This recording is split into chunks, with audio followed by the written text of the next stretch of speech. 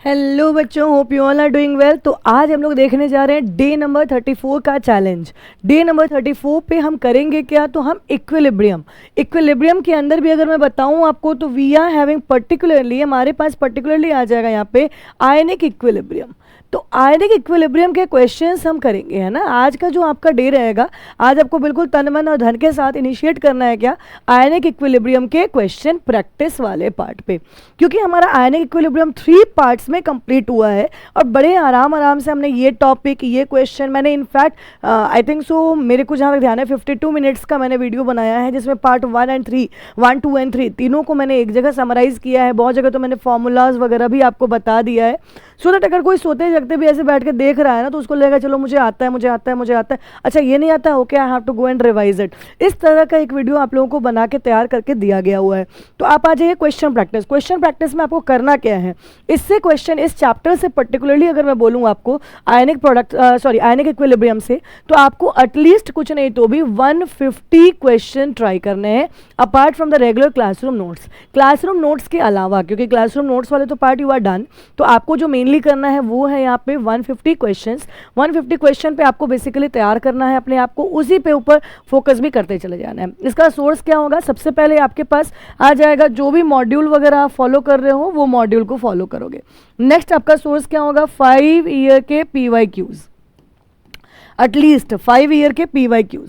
ये दो चीज़ें बिल्कुल अच्छे से होनी चाहिए। अच्छा हाँ, एक और अच्छी बात, इस पूरे वीडियो के अंदर ना मैंने एक छोटा सा काम और आप लोगों के लिए कर दिया है। क्या, मैंने काफ़ी चीज़ों को समराइज करके फॉर्मूला लिस्ट वेस्ट भी जो है ना इसके अंदर डाल दिया है। मैंने पहले ही बना ही दिया हुआ है, क्योंकि उसमें टाइम लगता है ना वीडियोज़ को। आप जाके आराम से चेक कर सकते हो, ओके दिस फॉर्मूलाज, ओके यहाँ से ये क्वेश्चन इस तरह का आएगा और मेरे को इन क्वेश्चन के ऊपर प्रैक्टिस करना है। तो चलिए जी, ये काम तो आपके पास हो जाएगा। 150 क्वेश्चन का टारगेट है, टारगेट 150 क्वेश्चन का बहुत आसानी से हो सकता है, बहुत आसानी से हो सकता है। आइए, कहाँ से क्वेश्चंस आएंगे और आपके सामने कैसे कैसे न्यूमेरिकल बन सकता है यहाँ पे, जिस पर आप बेसिकली अपने आप को तैयार करो। सबसे पहले तो न्यूमेरिकल वाला जोन जो रहेगा ना, मैंने थोड़ा सा ज़्यादा मैंने इलाबोरेट किया, क्योंकि मतलब 90% बच्चों का ये शिकायत रहता है कि मेरे को इक्विलिब्रियम, दूसरा वो परेशान होते थोड़े थर्मोडायनेमिक्स में, थर्मो में भी थोड़ा सा अलग से हिसाब किताब करना पड़ेगा। तो ये हमारा इक्विलिब्रियम तो सबसे महारथी चैप्टर कहा जाता है, ठीक है ना। आओ जी, तो आपने मल्टी स्टेप रिएक्शन देख लीजिए जरा ध्यान से। यहाँ पे क्या होगा आपके पास ना, जैसे मान लो एक इक्वेशन दिया हुआ है, 2 इक्वेशन, 3 इक्वेशन ऐसे दिया हुआ है। एक का मान लो KB1 दिया हुआ है, दूसरे का KB2 दिया हुआ है, तीसरे का KB3 दिया हुआ है, और आपको एक और इक्वेशन बना दिया और बोला उसका K निकालो या KB निकालो। तो उसका रिलेशन इनके साथ कैसे होगा, मान लो से फॉर एग्जांपल ये आ गया क्या, KB1 इंटू KB2, ऐसा रिलेशन आ गया जिससे आपका तीनों आइडेंटिफाई, समझ रहे हो ना मैं क्या बोल रही हूँ। जैसे मान लो कोई भी इक्वेशन बना रहेगा, रिएक्टेंट है, प्रोडक्ट है, उसके लिए KB1 दे दिया, भाई KB1 की वैल्यू ये होती है, उसका जो कांस्टेंट होगा वो KB1 है, इसका KB2 है, 3 इक्वेशन बना दिया। अब ऐसे क्वेश्चन के लिए आपके पास एक क्वेश्चन आएगा ही आएगा, वो बेसिक कांस्टेंट के लिए भी हो सकता है, एसिडिक के लिए भी हो सकता है, इस तरह के क्वेश्चन आते हैं। अब इसमें अगर पी के भी बोला जाएगा तो पी के भी मल्टीप्लाई नहीं होता है, पी के भी क्या हो जाएगा बेटा, लॉग वाले फॉर्म में क्या करते हैं, मल्टीप्लाई को हम ऐड बोल देते हैं, तो वो ऐड के फॉर्म में चला जाएगा। ये चीज़ थोड़ा सा आपको ध्यान रखना होगा, ठीक है ना।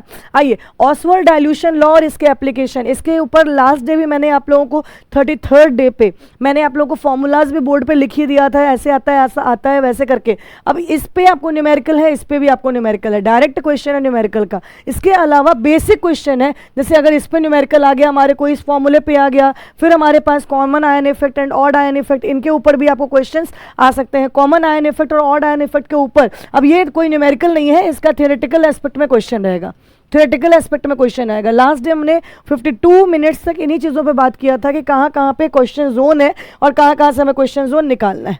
देखिए भाई, आयनिक प्रोडक्ट ऑफ, यहाँ पे आयनिक प्रोडक्ट ऑफ वाटर क्या होता है, आयनाइजेशन कांस्टेंट फॉर वाटर क्या होता है, ionic product of water PKW, आपको याद होगा, है ना। बस तो आयनिक प्रोडक्ट ऑफ वाटर जो है वो आपके सामने आता है KW एंड PKW के बारे में, है ना।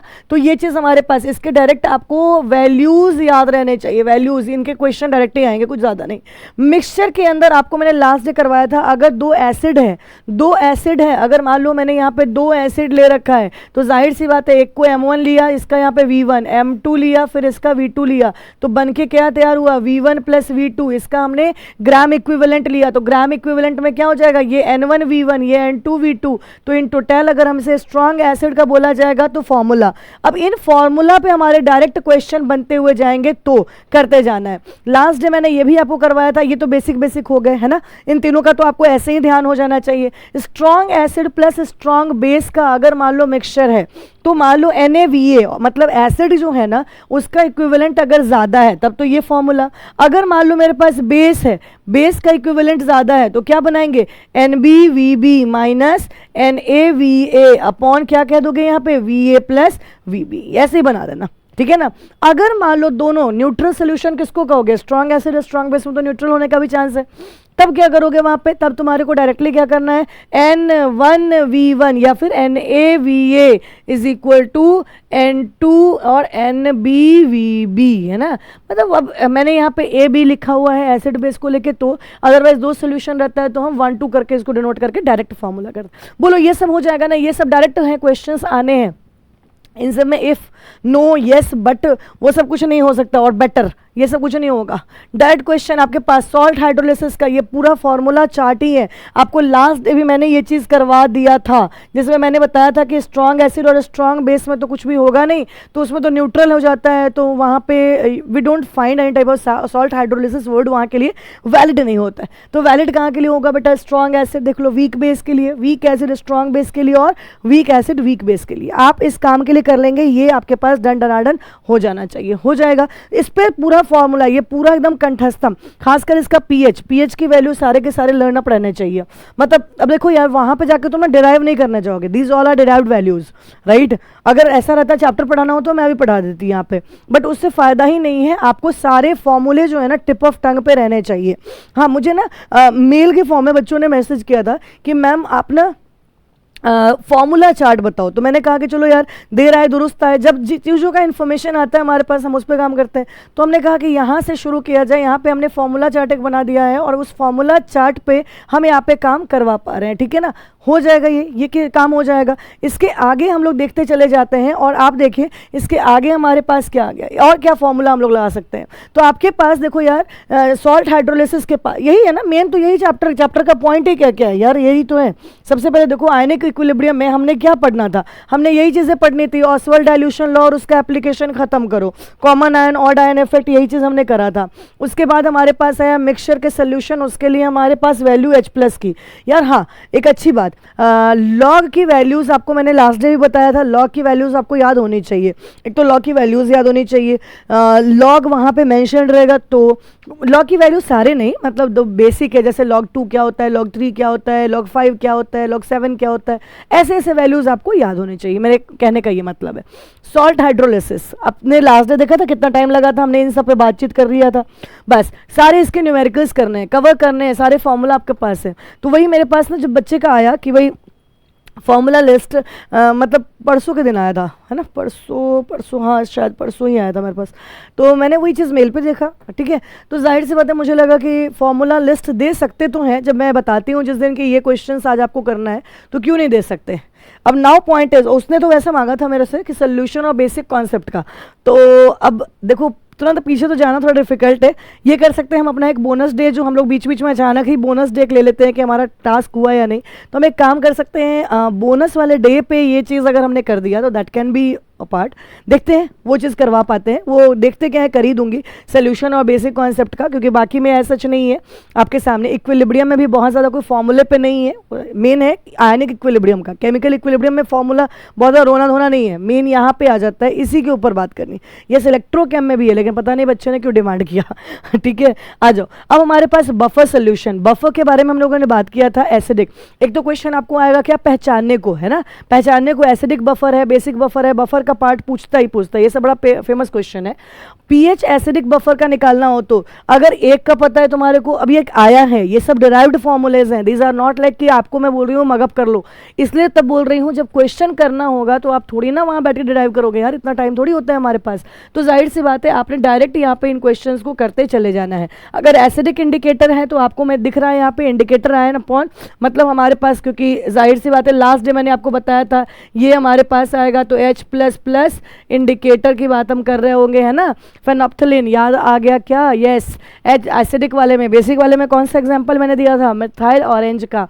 तो मतलब पढ़ने वाले हो चुके हो, चाय पीते जाओ, कॉफ़ी पीते जाओ, पानी पीते जाओ, ठीक है ना। अब अलग बात है भाई, फॉर्मूलेज हैं, फॉर्मूला लिस्ट है, इसमें कुछ ज़्यादा थोड़ी ना करना है। आ जाओ यहाँ पे आ जाओ। लास्टली तुम्हारे पास टॉपिक था एक सॉलिबिलिटी। सॉलिबिलिटी की बात हमने करी थी, वहाँ पे हमारे पास डिफरेंट टाइप ऑफ सॉल्यूट, यार इस पे भी ना हम पूरा अच्छे से डिराइव कर सकते हैं, सारा का सारा डिराइव्ड फॉर्मूला है। लेकिन बस वही बात है, आपको पहचान लेना है वहाँ पे। जैसे मालूम है तुम्हें बोलूँ AB2 टाइप, तो तुम ZnCl2 देखोगे तो ZnCl2 कैसा दिखेगा तुम्हें भाई, AB2 टाइप का। तो तुम्हारा फॉर्मूला वहाँ पे ये लगा देना, डायरेक्ट काम करते जाना।